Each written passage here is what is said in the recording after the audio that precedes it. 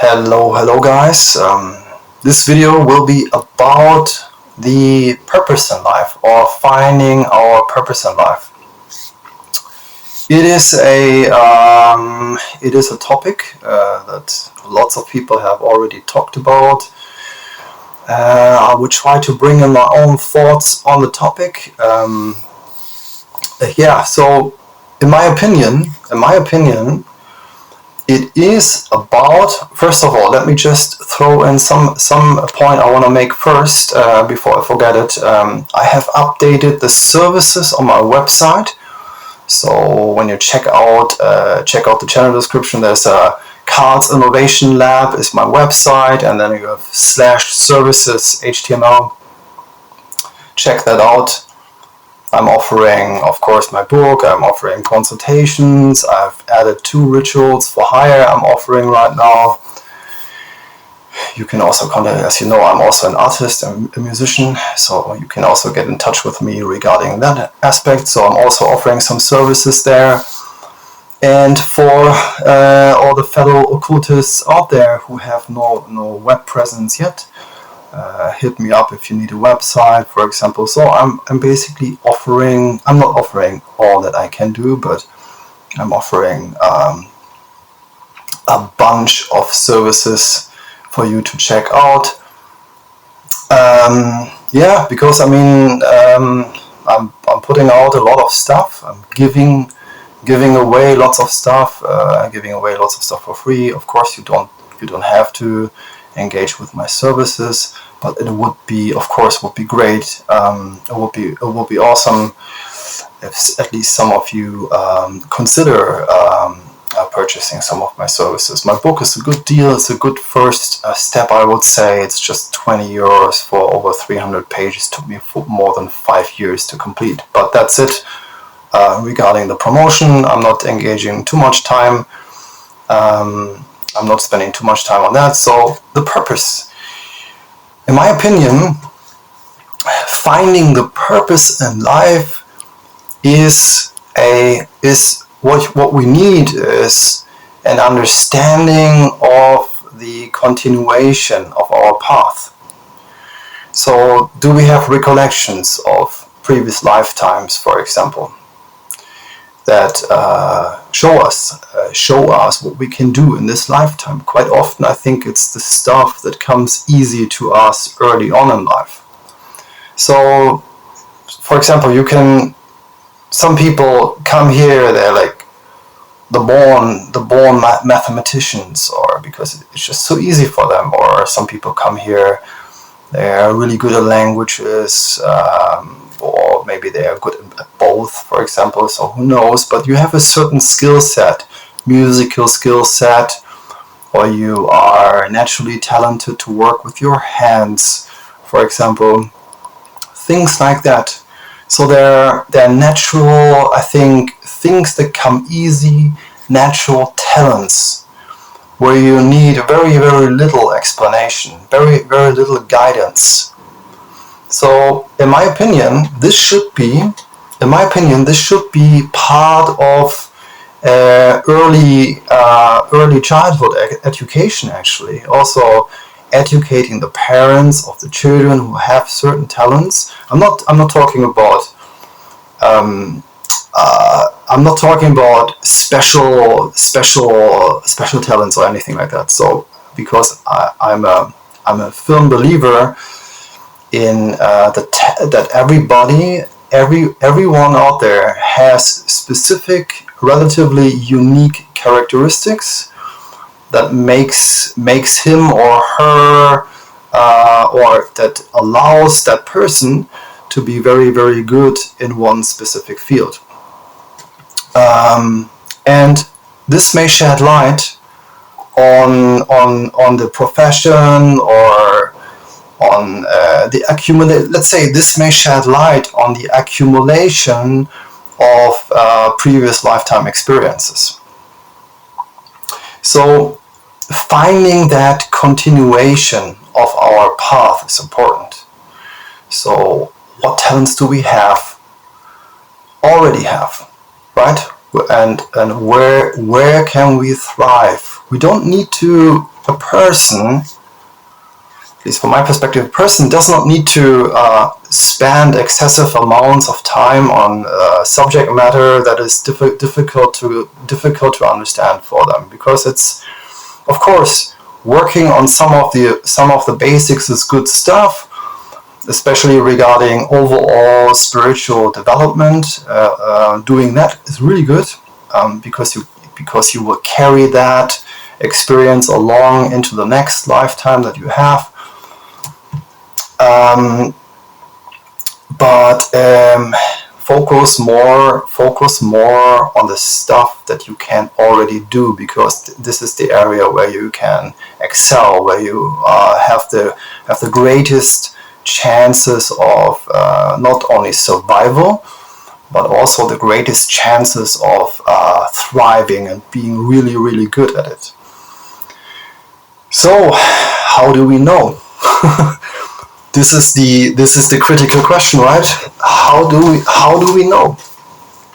And I think the simple answer is sensations, for example. How does your life feel like when you do certain things? Sensations, sense of fulfillment, passion, love, drive, interest. All these things matter. All these things matter when it comes to determining your purpose.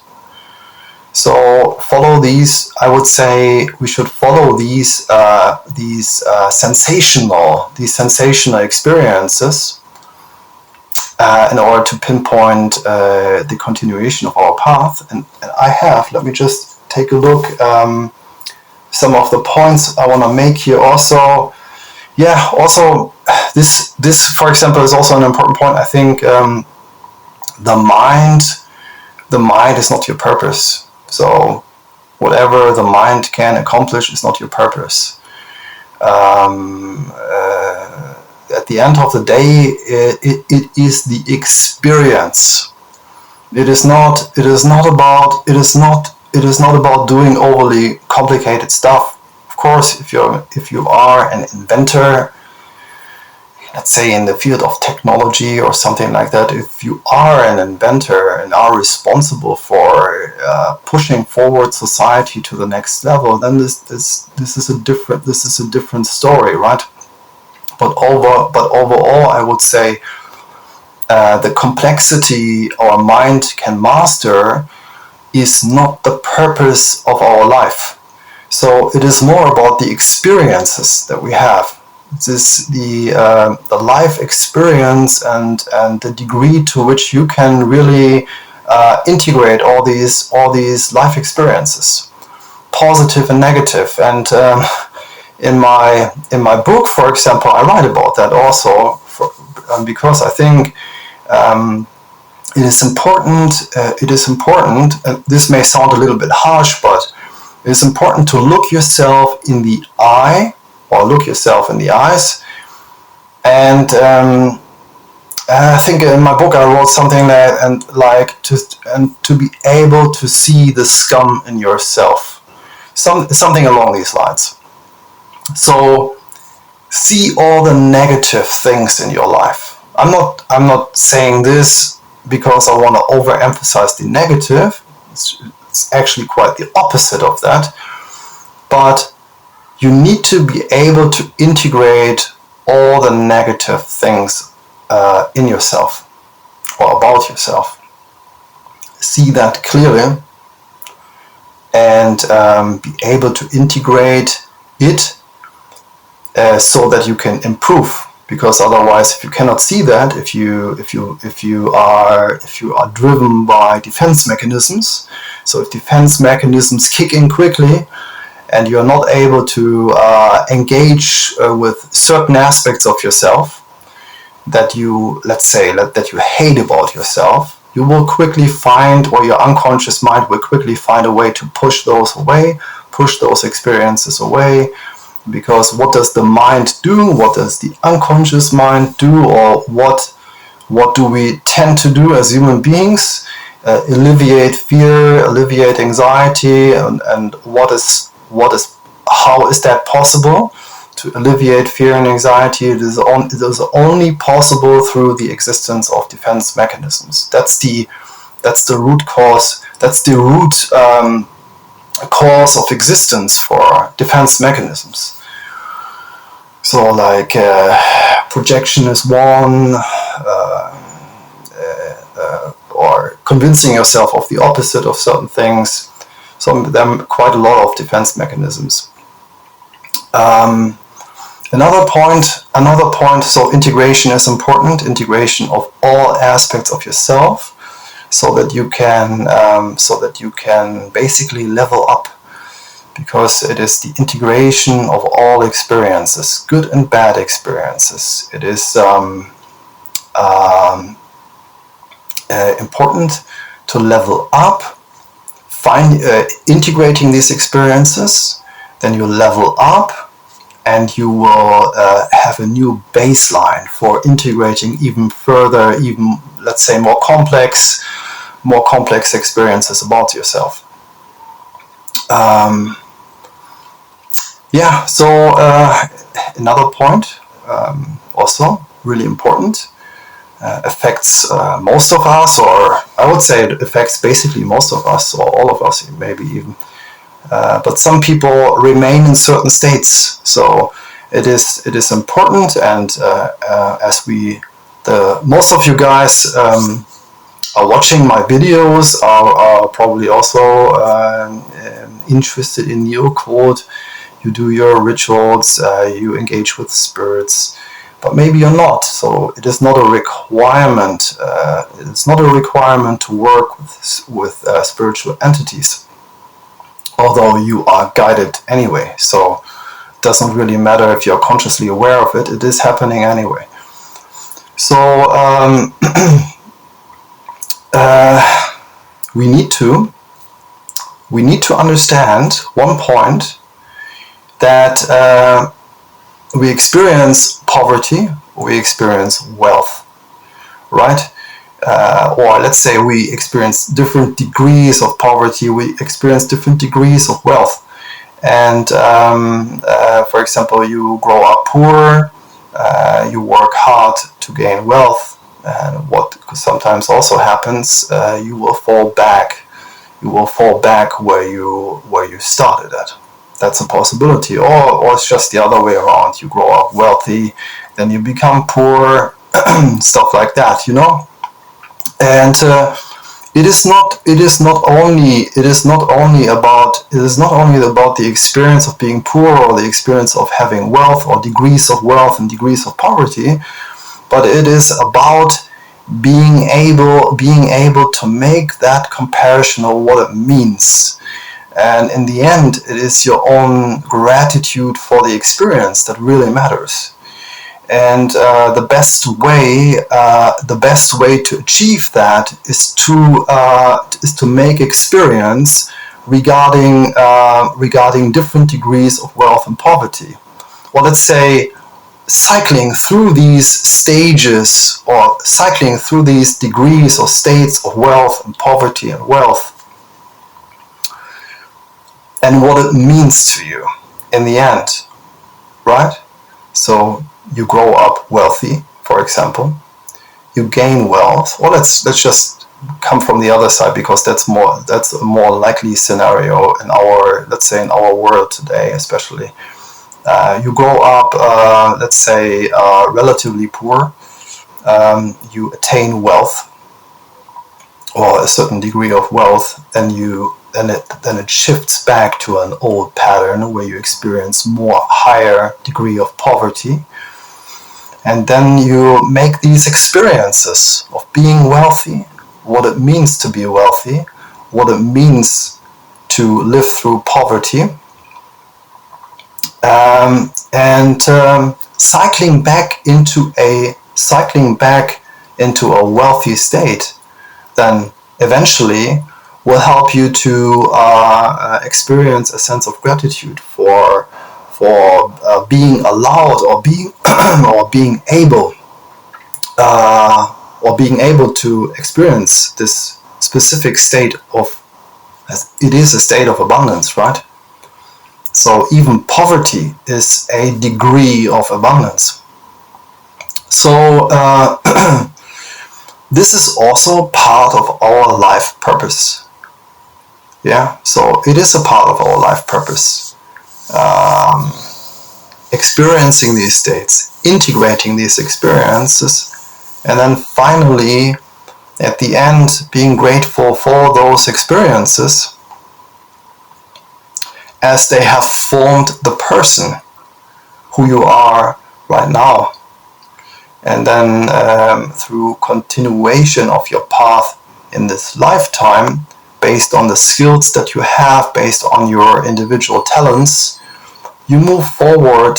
And as I already pointed out, lots of you guys are fellow occultists, fellow black magicians, or let's say people interested in spirituality, the occult, things like that.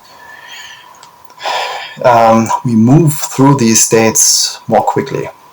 So once you engage in magical practice,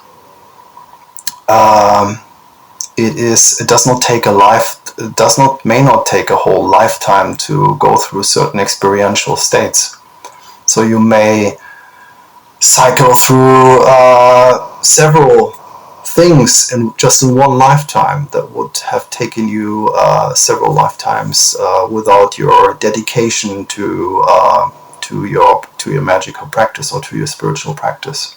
So I think it can accelerate the magical practice, can accelerate your growth, your ascent, but it does not mean it is a shortcut. It just means your life is more intense. So that's it. So for example, when you're not engaging in these magical practices, your life may feel more stable. It's less ups and downs, right? So you have less ups and downs. It's a more stable life. You use one lifetime to make a limited set of experiences. Then you move on to the next lifetime, do the same thing. So it takes longer. You may possibly make the same experiences or similar experiences, but it may take far longer. What we are doing here is basically we're pushing it to the extreme, which is not everybody's, everybody's, I don't know how to say that in English, it's at the tip of my tongue, it's not, it is not everybody's cup of tea, people in Britain would say, to do that, right? And if you don't feel the drive towards it, to engage in these intense magical practices, just you don't need to do it. You don't need to do it. You can maintain an interest in the whole topic, but just everybody follows his own unique speed of ascent or pace of ascent, and it's not about rushing through it. It's not about that, and we're not doing that. Also, we're not doing that because we want to rush through all these experiences quickly. We're doing it just because we think we can attain more experiences, and because we think in this lifetime we can already realize what we intended to become here while being let's say in this incarnation. I hope you find this helpful, guys. Give this video a thumbs up. Subscribe to my channel, of course. Many people watching are not subscribed to this channel. And leave a comment, don't forget that. Leave a comment, and I talk to you soon, and check out my services. Cheers. See you next time.